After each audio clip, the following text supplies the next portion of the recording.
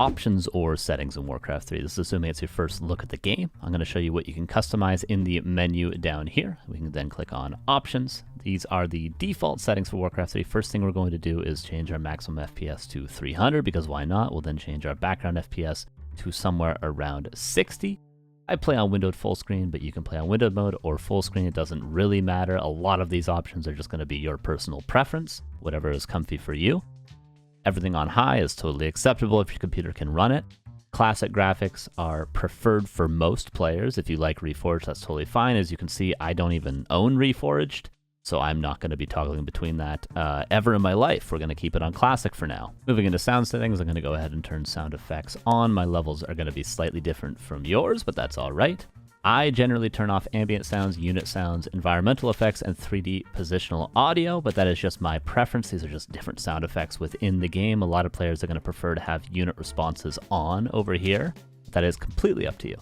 Now for input settings, at the top we can see mouse scroll speed, keyboard scroll speed, and disable mouse scroll. These are both just the speed at which you can move the camera in-game. Mouse scroll speed is moving the camera via the edge of the screen like this. Keyboard scroll speed is moving the camera via the arrow keys on your keyboard. I set both these to 0%. This is personal preference, but I would recommend you start at 0 and work your way up from there if you want it to be faster.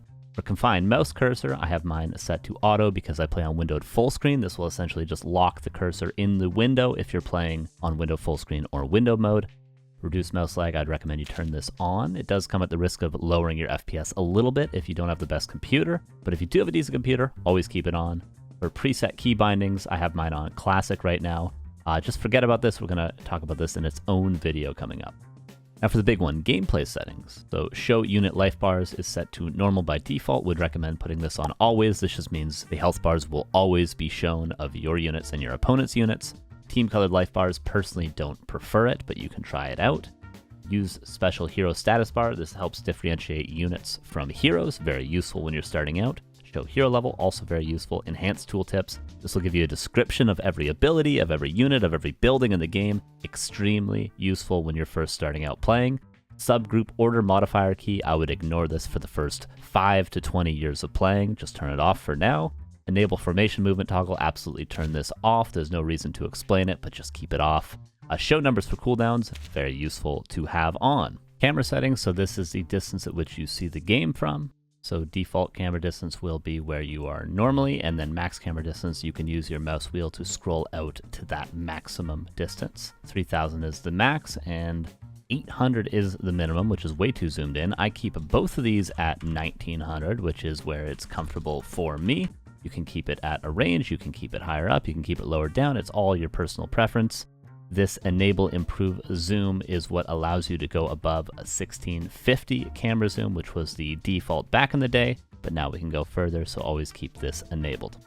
Game behavior. Reduce violence and profanity filter, you can use at your own discretion.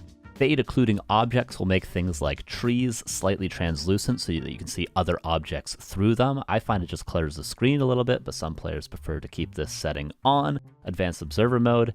It will just make you watching the game a little bit more pleasant. You have a little bit more of a UI when you're observing the game. I would turn it on. Automatically save replays, 100% keep this on at all times. It will save every single game that you play into a folder that you can then go back and watch later on. You can learn a lot from watching your own games. Communication, self-explanatory. You can do whatever you want here.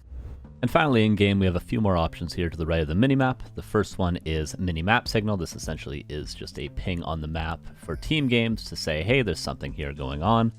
Below that, we have Toggle Minimap Terrain. This will remove the terrain from the map, making things more visible. This is often used in free-for-all or big team games 4 vs 4, where there's a lot of things going on large maps. In 1v1, I'd recommend turning it off. We have Set Ally Color Mode. Again, this is for team games. There's 3 options for different settings for colors. I would recommend keeping on the 2 battle axes to start. This is the default. Below this, we have Toggle Minimap Creep Display. This will turn off the green, orange, and red dots on the map, but I would recommend always keeping them on. This tells you where there are creeps on the map. And below it, we have Toggle Formation Movement. I'd recommend 100% always keeping this on. The scattered option, not the triangle. The scattered option is off, the triangle is on. Always keep it off 100% at all times, no matter what. Happy learning.